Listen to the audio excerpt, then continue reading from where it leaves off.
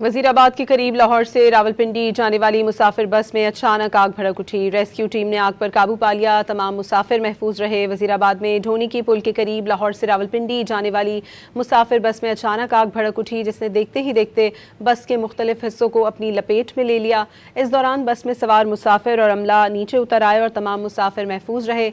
इत्तला मिलने पर रेस्क्यू टीमें मौके पर पहुंची और आग पर काबू पा लिया।